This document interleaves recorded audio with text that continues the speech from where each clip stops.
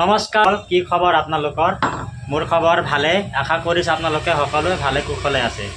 আমি ৰৈ ৰৈ বিনালে ছবিখন চালোঁ।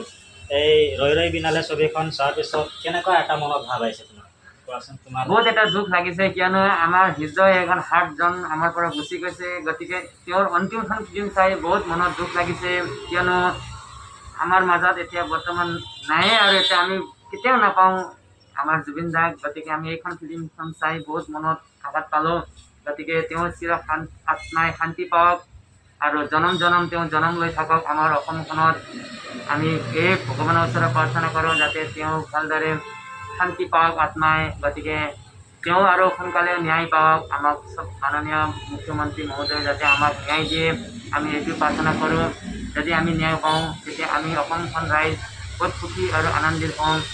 গতিকে আমি নিশ্চয় ন্যায় পাম। আমি হৰদৰ কৰিব নালাগে আৰু কাৰো লগত মাৰধৰ কৰিব নালাগে। কোনো সামগ্ৰী আমি নষ্ট নকৰাকৈ আমি শান্তিমতে ন্যায় পাম। আমাক চৰকাৰৰ ওপৰত বিশ্বাস ৰাখি থাকিম, কাৰণ কাৰো কথা নুশুনো। আৰু আমি যাতে ভগৱানৰ ওচৰত প্ৰাৰ্থনা কৰোঁ যে আমি সোনকালে ন্যায় পাম, আমাৰ জুবিন দাই ন্যায় পাওক।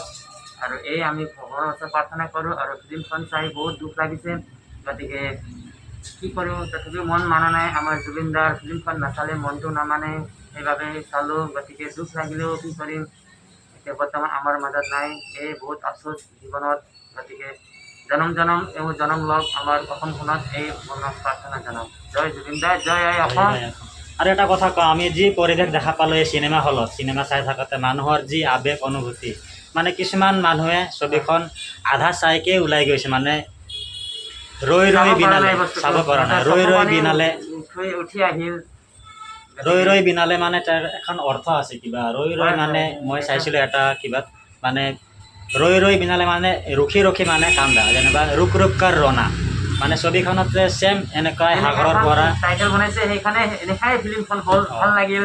জুবিন দাই যাতে যোৱা সময়ত আমাক এটা চিৰ জীৱনৰ কাৰণে মনত ৰখা এখন কথা ৰাখি দি গ'ল, ৰৈ ৰৈ বিনালেখন। গতিকে আমি তেওঁ ফিল্ম চাই আমি এতিয়া তেওঁ থাকা বুলি ভাবিম আমাৰ গোটেইখন জীৱনটোৱে। গতিকে আৰু তেওঁ গোটেইখন জীৱনতে আমাৰ মাজতে থাকক, এৰাই নাযাওক।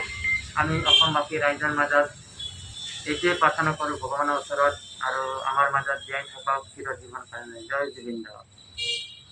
ঠিক আছে। মানে তেওঁৰ যেতিয়াৰ পৰা মানে বুজিব পৰা হৈছিলোঁ, জুবিন দাৰে গান শুনি ফালে ডাঙৰ হোৱা ফালে মনত এটা মানে দুখ আছে যে তেওঁৰ মৃত্যুটো অস্বাভাৱিক এনেকুৱা হ'ল, এনেকুৱা আচলতে হ'ব নালাগিছিল।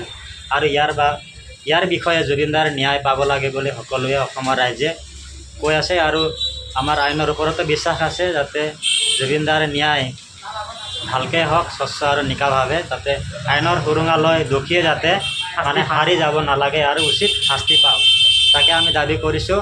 চৰকাৰৰ ওপৰত আমাৰ বিশ্বাস আৰু আইনৰ ওপৰত বিশ্বাস আছে। এইখিনি কৈ আজি এইখিনিকে আমাৰ ৰৈ ৰৈ বিনালেখন ছবিখন চালোঁ। মানে ছবিখন চোৱাৰ পিছত যেনেকুৱা পৰিৱেশ দেখা পাইছিলোঁ, মনত বহুত দুখ লাগে, চকুলো ওলাইছে সকলোৰে। চকু পানী কেৱল দেখা পাইছোঁ আৰু মনত কোনো মানে শান্তিভাৱে চিনেমাখন চাব পৰা নাই। কিন্তু এই চিনেমাখন বহুত ভাল হৈছে। আপোনালোক অসমৰ ৰাইজে সকলোৱে চাওক। আৰু আমাৰ জুবিনদাৰ ন্যায় সোনকালে যাতে আমি পাওঁ, চৰকাৰৰ প্ৰতি এইটোৱে আমাৰ আহ্বান। আমাৰ হিমন্ত বিশ্ব চৰকাৰে মানে ন্যায়টো দিয়ক। কি ভাষা কম, মানে ভাষা নাই, মানে মুখৰ পৰা কথা নোলায়, কি কওঁ, এনেকুৱা হৈছে এতিয়া বৰ্তমান সময়ত। তাৰ কাৰণে ধন্যবাদ সকলোকে। জয় আই অসম, জয় জুবিন দা।